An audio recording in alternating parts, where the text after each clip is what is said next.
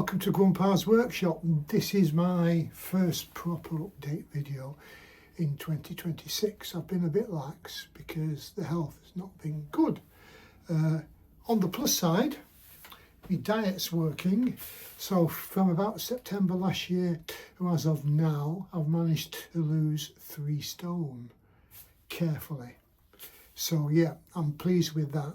That's going to help my health issues in the longer term with me carrying a lot less weight. So I'm still down from 16.5 to just over 13, and I need to be under 12 really, because I'm fairly short, 5'9", but endomorph frame. So I'll be happy if I can get another stone, maybe a stone and a half off, and then I'll start building up the muscle to allow for what I've lost while I've been dieting. So that's that.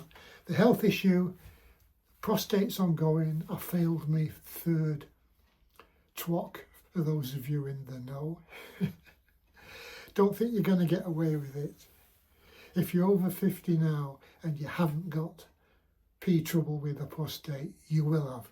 So yeah, so it's too big to pass water, so I'm going to have it up. I'm on the NHS, I believe in the NHS, rather than fork out 8 grand for the op, and I'm going to wait, so I've got another probably 2 or 3 months before I get my first appointment with the urologist, and then I'll be lucky if I get it upped before Christmas. PSA is low, so I'm not worried about it being cancer, it's just BPH, a big swollen donut choking off the tube. There was that, and then 4 weeks ago, which really set me back, I pulled up a set of lights on the way into Rochdale, and some beggar failed to stop and ran into the back of me. So huge shock, put me back, my neck and my shoulder out.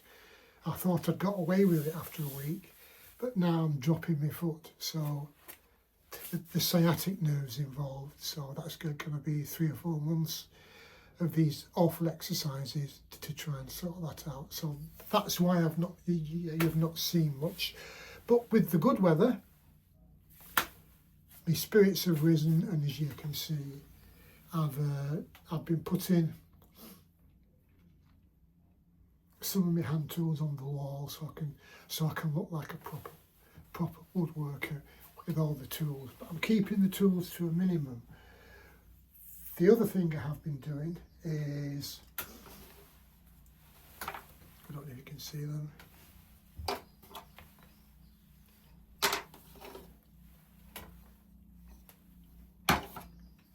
I've finally bit the bullet and got myself a 3D printer.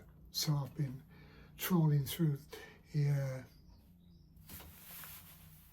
code websites, picking up little files to download to support all my tools, and I'm having a lot of fun with that. I reckon if you haven't jumped into 3D printing and you like making, there's 4 or 5 brilliant maker websites, Thingiverse, Maker World. I got the Elegoo Carbon, which is a single colour printer. They've come of age now. They really are plug and play, and I'm very pleased with that. So give it a few months and I'll run that into the ground, and then I'll get myself a multicoloured printer, because the great-granddaughter's already been potting in orders for different toys and fidget spinners and stuff.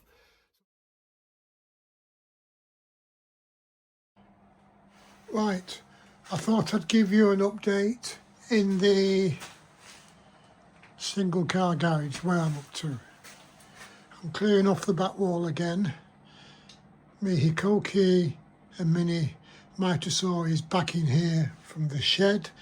I've got my grinding wheels on a revolving Susan. My portable MFT table is back up in here on the junior Stanley sawhorses for my lunch top thicknesser and my little bench top planer.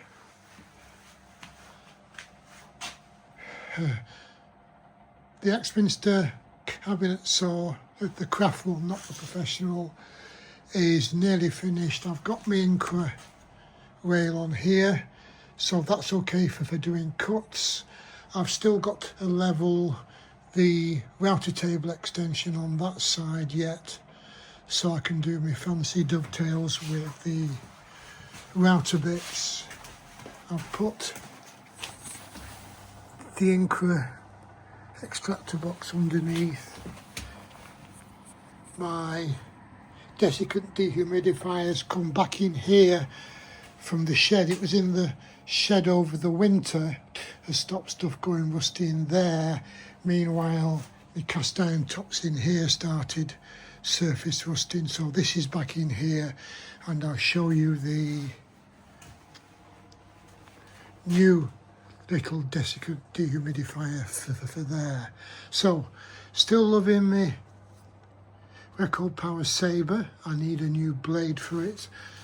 I've got one still, but that's, I think, 5/8. I need a 1/4 or 1/8, so I can do my bandsaw boxes on that. So that's in here. Very pleased with it. Still needs a bit of tidying up to do. Oh, and before I forget, this, which is now in pieces, that was a mobile trolley I had all my benchtop power tools on before.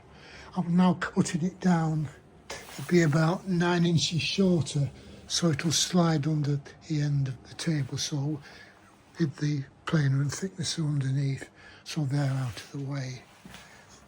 Rather than plumbing a lot of dust extraction tubes on the walls, I've just got a big Shepax bin there and a cheap, can't remember what that mate was, for my bandsaw. So the two machines with 4-inch outlets, I've got an extractor bin for each of them. My Festool Hoover, it's on its last legs. I got very little use out of that, and it's just, the suction keeps breaking up. I need to sort that out. Very disappointed with that.